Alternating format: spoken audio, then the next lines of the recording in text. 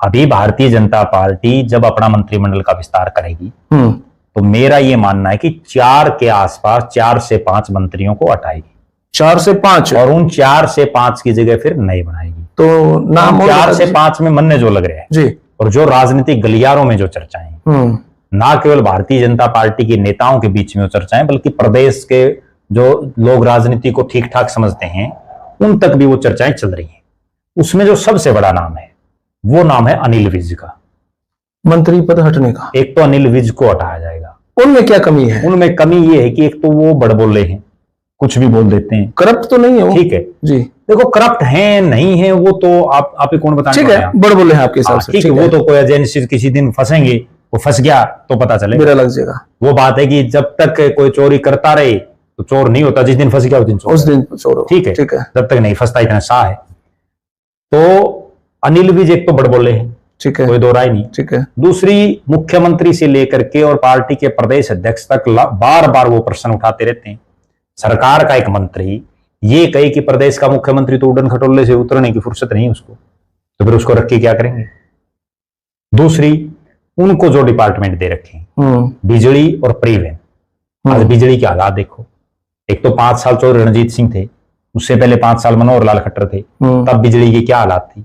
और एक आज रात को हालात ये है कि 5 मिनट लाइट आती है और फिर 2 घंटे चली जाती है। दिन में बुरा हाल है।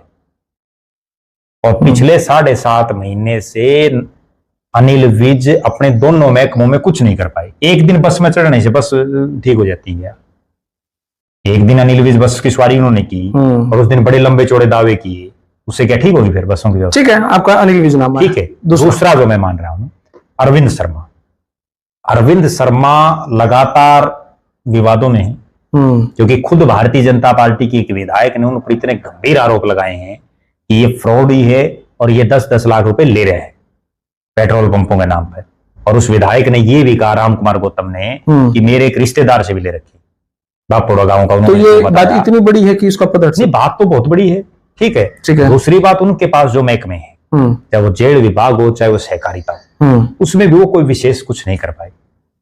पिछले 7.5 महीने में कोई ऐसा विशेष काम अरविंद शर्मा नहीं कर पाए जिससे सरकार को, बीजेपी को आने वाले चुनाव में कोई फायदा दिखता हो। ठीक है।